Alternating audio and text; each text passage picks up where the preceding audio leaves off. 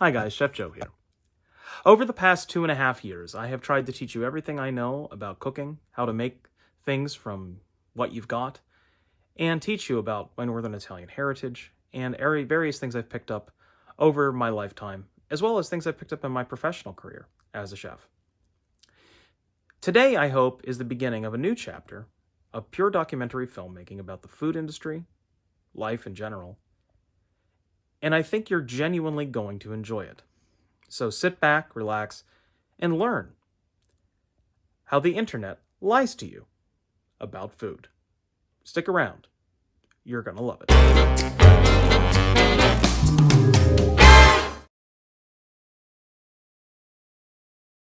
Okay, let's get a couple of things straight. There are approximately 10 billion videos about food online. It's a very crowded space, to a certain degree. The internet stockpiles petabytes of information on a daily basis, and we're left to sift through it to figure out what's worthwhile and what isn't. And sometimes it's really difficult. So today, what I want to do is try to give you a guide to help you do that. So when the pandemic started and I started this channel, it was really just a way for me to get my expertise out and kill some time and spend time with my dogs, like I said. But as restaurants opened back up, I started noticing a few crazy things. I started about 1.5 years ago, I started noticing all of these people who, with no culinary experience whatsoever, no professional experience, no real family pedigree, no nothing, started turning out unusually really high quality things online, on their pages, on Twitter and Instagram. Twitter in particular, where I spend entirely too much time, and it has gotten me in more trouble than I care to imagine, and I probably should just stop there. Anyway, and there seemed to be this real, tangible, I want to say, push towards sort of this magical culinary ability to prepare perfect baguettes and perfect ciabatta rolls and perfect naan breads that looked like they were baked in a tandoor oven at 700 degrees, and it's like somebody had been doing it for 30 years, but it was some person who was 21 who really had never showed any cooking skill before whatsoever.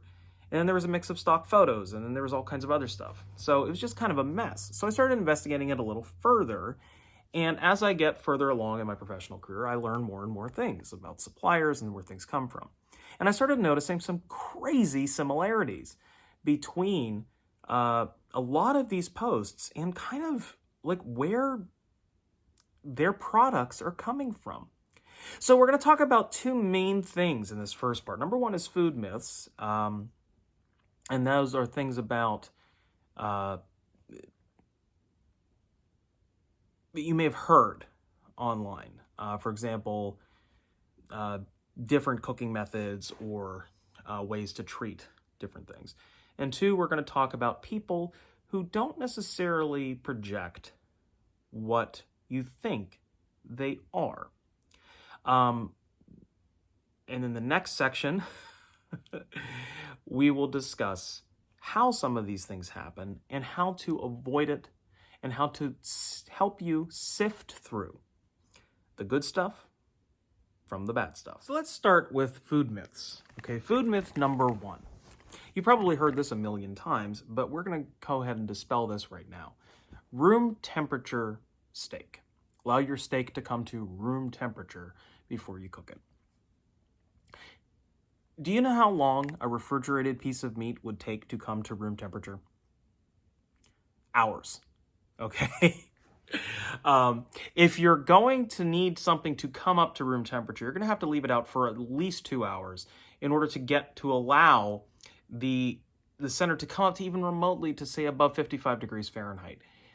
But what most of these videos are going to tell you to do is bring it out for 20 minutes to kind of bring it up to room temp. Now, that's not really a thing. The center of the steak won't be room temperature, but what that does do is called tempering the steak.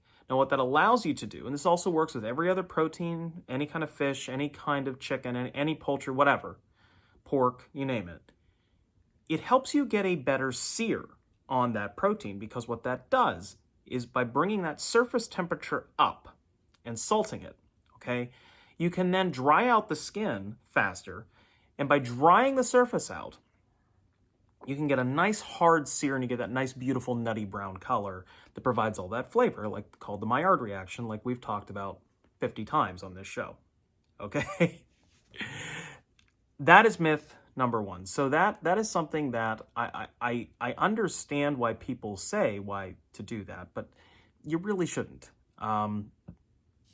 think that it's going to bring the steak up to room temp, because it won't.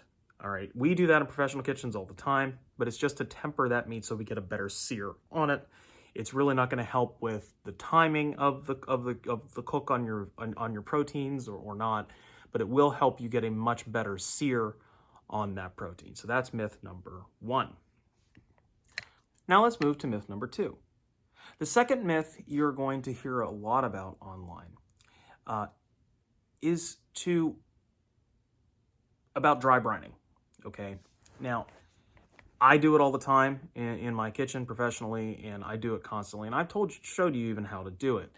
But part of the issue that you're going to run into online is that you're not really getting the proper reasoning behind the purpose of that particular thing. It's also a cure, basically. Think of it as a cure for your meat. It's a quick cure to allow moisture to be retained. That's all it is. It's nothing fancy. It's just salting your meat. Koshering is also a name for this, if you are of that persuasion as well. Koshering is a way to brine meat. That's really all it refers to, is adding salt to the meat to allow the moisture to stay in it. That's really all it is. It's not very complicated. Wet brining is something that you can do for seafood that really works well. So try to do that. But the problem with wet brining proteins, especially things like chicken, and if you watched the chicken video recently, poultry doesn't respond well because that extra moisture doesn't allow you to get a sear on the protein. So most of the things we talk about that can get misinterpreted or misrelayed from the professional kitchen to the home kitchen are primarily about getting something properly seared and getting a high quality flavor to it. Okay, so that's number two, dry brining. And this is the last myth we're going to talk about, and also lead us into our next section, okay, which how we're going to talk about some of these, the tricks that you see online, okay? Pricing, okay? A lot of times you're going to see a video, specifically on YouTube, okay, where it'll say, I made a $200 sandwich, okay? That's insane. Number one, that sandwich did not cost $200, but all the ingredients for it did, okay? But those ingredients weren't provided by, they didn't go to the store and just purchase them. Those ingredients were either provided by a sponsorship or, you know, something along those lines, or somebody donated it to them. Okay, so that's that. But secondly, a lot of these videos have never go over anything about what things actually cost when they're teaching you how to make a specific type of recipe. Bon Appetit magazine is incredibly guilty of this. And I think there's a disconnect between what flies for inexpensive in certain places and what's available in certain places, as opposed to what's expensive in other places and vice versa. So we're going to get into this in a bit, and we're going to talk about that in the next segment. But I just want to give you a brief primer into that section. Okay, so we're moving on to the next phase of this. And the next section, we're going to talk about multiple cuts, edits, outtakes, everything like that. But before we do that, I'm going to show you how some of this starts and you'd never even know. But in order to do that, it requires a field trip.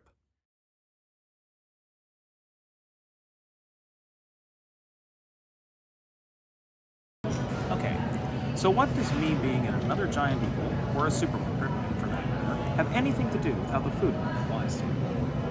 Well, let's walk around the store. Now, there's going to be three things we notice here today. One, the price of items. Two, the presentation of pre-made items. And three, the prevalence of frozen items that look like they're professionally made. I'm going to show you a couple of those, and then when we get back home, I will show you exactly how to tell the difference for your own needs. And here is example number 1. I've switched to voiceover because the audio in this section was pretty bad. Anyway, these are perfectly plated to go entrees that you will see in a grocery store, a high-end place like this. There are plenty of YouTube channels who would use something like this.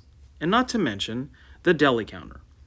These types of foods are made by professionals like me all over the world and at all kinds of places like this with great care and attention to detail.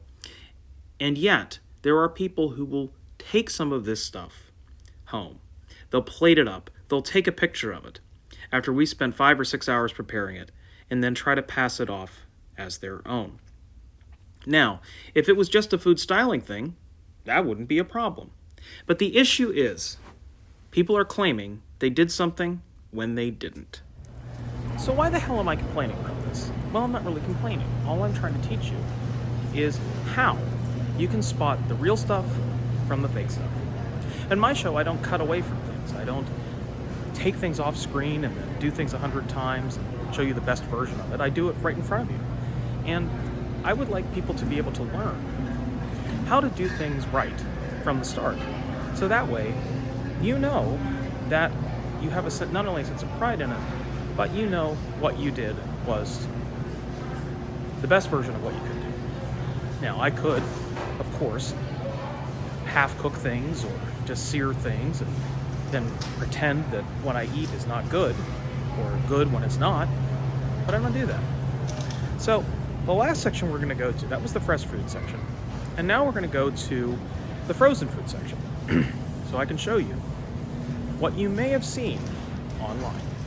Back to voiceover now for the frozen food section because it's loud. Anything here you can see from Hot Pockets to Super Pretzels or anything that looks like it was meticulously made. And the frozen pizza, the biggest offender of online food violations. This is Table 87 from Brooklyn, New York. They make a great product, and you may have even had it in some restaurants. But there are plenty of shows that will try to pass something like this off as their own.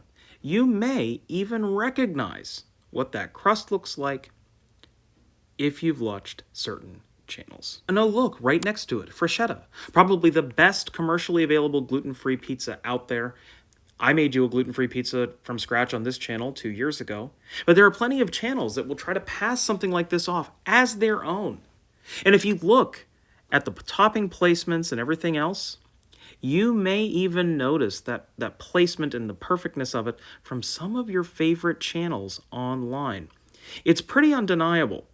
So the next time, take a closer look. So the bottom line is, why would somebody even go to the trouble of doing that if they want to have a food blog? Well, I think primarily it's for not necessarily internet clout, but I think it's so they can get the best product for their imagery, okay? Now, there's no problem with using marketing language or even doing marketing speak. But when you're trying to pass off other people's work as your own online, or just using it for thumbnail purposes, that is problematic. Secondly, the pricing of items that you may find in the local grocery store. Every time you see a special recipe online that someone has purchased products for, okay, more than likely they're getting that from a purveyor or a specialty store, or they ordered it in bulk. Because if you cook those recipes on your own, that one dish could cost you upwards of $30 a portion. So be aware of that. When we get home, I'm going to show you how to tell the difference. Just really fast before we leave the store here. I don't mean necessarily that if someone uses a stock footage thumbnail for their product, that it's a bad thing. I don't. I think a lot of people do that. However, what I'm talking about specifically is people who try to pass off other people's work as their own. And it is incredibly rampant online. And you'd be shocked, to be honest with you. So that is how I'm going to teach you how to tell the difference when we get home.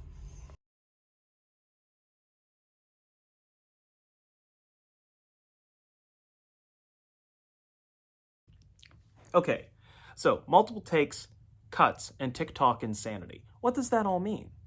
Okay, so let me just try to break this down as simply as possible. When you're making a movie or a TV show, you pick and choose the best takes, you take multiple takes, you cut it together, because you're trying to tell a story. You're telling the best story you possibly can, okay? You're telling, and that is your work product, okay? You are telling, that is exactly what you're trying to do. So you try, as an actor or an editor or a director, you try to get the best pieces of that performance to tell the best possible story. Now, I guess in a cooking show you could do that too. I mean, it's certainly possible. There are people that do it. But that's really not fair, especially to the viewer, because it gives the viewer a false sense and gives the student a false sense that you're kind of an omniscient God, or that if it doesn't look perfect, okay, that they did something wrong. Well, here's the thing. Most of these shows, they'll do, 50, 60 takes of the same thing, pick the best one. There's a lot of continuity errors if you pay attention. And I try very hard to cook you things start to finish, show you the process, be an open book so you can understand that I'm doing this stuff live for you. I don't do rehearsals. I don't do things, a million times and then pick the best one and then try to cut it together. I just give you what I actually make, okay? And I try to not be misleading with titles or clickbait. Part of the problem I have, and this is in particular just not to name check anyone, because name checking people is always a bad idea, but in this particular instance, I want to talk about a specific YouTuber, Joshua Weissman, who has a very popular YouTube channel. Now, he does a lot of multiple takes, and he has a lot of things on his channel like, Chick-fil-A sandwich, but better, okay? Or Taco Bell, but better and faster, or can I make this better than this, right? Okay, if it's better, great, that's awesome, first of all. But the thing is, there's no real monitor for that. There's no barometer. Okay, and secondly, I have one video titled "The Best Fish and Chips You'll Ever Have," the best gluten-free fish and chips you'll ever have, because I legitimately have never been told they weren't the best that anyone's ever had. Anyone's ever eaten them has said, "Oh my God, these are amazing. These are the best I've ever had." So that is true, at least from my experience. But when it comes to someone like him, now don't get me wrong, he has some great content on his channel. He's got a great camera work, and he's got a great editor. And I would love to use some of that, to be frank. I could use that, But I think it gives people the wrong impression about how difficult our job actually is, okay? You have a guy in an apron at home who makes this perfect food in 3 minutes, and it's always 3.5 or 10 minutes or whatever, and it's always perfect, and it always comes out perfect, it always looks perfect, the thumbnail's always perfect, every time. If that were the case, okay, he'd be in a kitchen, or he'd be in a real kitchen. He'd be able to crank those out 150, 250, 350 dinners a night. He'd be able to do that. Now, that's what I do, okay? And that's what a lot of people, my colleagues, do. We do that every single night, and we crank these things out. And when we do a show, like when I do the show like that, I'm trying to impart expertise and things that I learn to you, and not to try to trick you into thinking that I'm some omniscient God, or that I can, if you follow this recipe, you're going to make this phenomenal thing in 10 minutes, because it's impossible, okay? Unless you do it 50 times, and then you pick the best portion, all right, of those 50 attempts, rather than just do it live and show that you actually can do this in 15 to 20 minutes live, right? It's not something that a lot of people, on internet food shows really genuinely do. The closest person to what I do in a larger channel is Adam Ragusea, who does a lot of food science investigations, okay? And that's pretty cool. I think he does a good job. He actually looks at things, and he tries his best to try to explain them to people. And I think that's pretty cool from a layperson's perspective. From my professional perspective, I'm trying to give you techniques that I use every day at work, so you can give the absolute best food to your family and friends when they come over to eat. and it hopefully helps your enjoyment in a kitchen. Okay. Now, how do shows like that? How does a show like Joshua's show? How does that qualify for what I'm talking about? Well, it's just the cutting. Okay, there's a lot of jump cuts. There's a lot of continuity things, and if you pay close enough attention, okay, you'll see that the finished product is never really what he started with. Okay. Now, there is a great cooking show, a couple of great cooking shows online. The Mythical Kitchen guys are fantastic. Mythical Chef Josh is great, and that's not who I'm talking about. He's the real deal. That dude can cook. But you'll notice, they, like me, don't jump cut and do things 60 times. They'll do it and then show you the finished product, but they did that start to finish. Okay, that's legitimate. All right. Or something like even an interesting show that I genuinely seem to enjoy. It's a historical cooking show called Townsend's.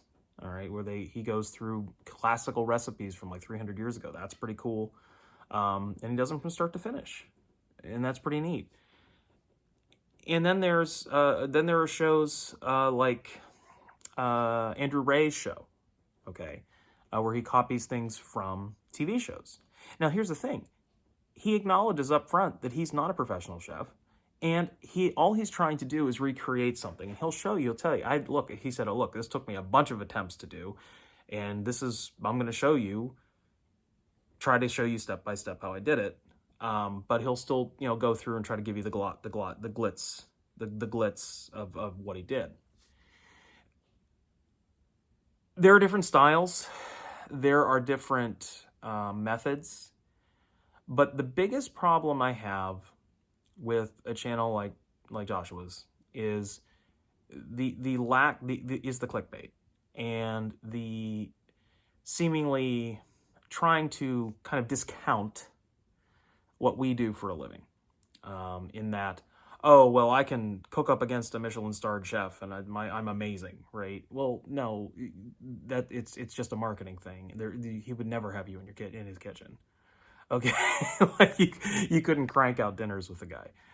I mean, it would take you like 2 hours to do it, it's just, and I understand that from an entertainer's perspective, that's pretty cool, but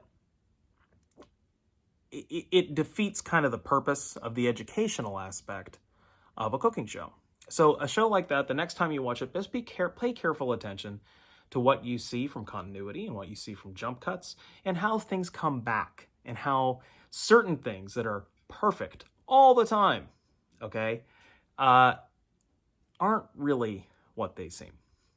Okay, so the next section here, I'm going to show you some clips and we're going to move on to TikTok. Now I'm going to show you some examples here of the short form channel. I have a TikTok channel. I don't use it very often. It's primarily just for quick tips that you can get across in a minute or two. But there are some serious problems with that. And please, I implore you, take a breath before you take tips from certain TikTok channels. All right, coming up.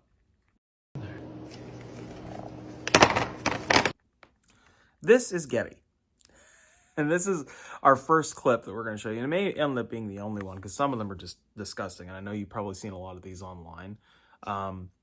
This lady is trying to get you to believe that she puts a razor blade and a bunch of strawberries and it dices them up for you.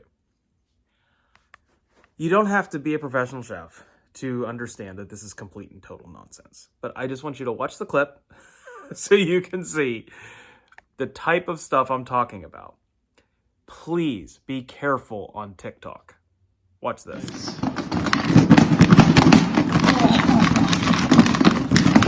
they're just normal strawberries, huh?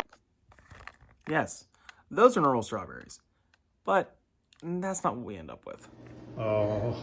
Look at this. Oh, you ready for it? Yep. Check it out. What? Are Those are frozen macerated strawberries that came out of a bag and were packed in syrup. Strawberries do not cut like that. Even if you chop them up yourself, they don't dice like that. They just don't get that red unless you add sugar to them.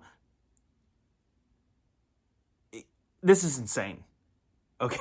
This is a section where a jump cut can be used for pretty nefarious purposes. So please, be careful of what you see on TikTok. And there's a lot of other cooking videos on there that are way worse than this.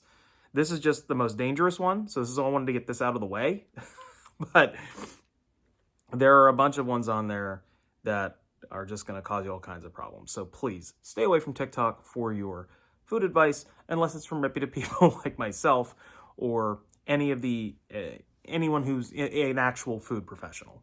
Okay? Good. Now, let's move on to the next section before I start to lose it.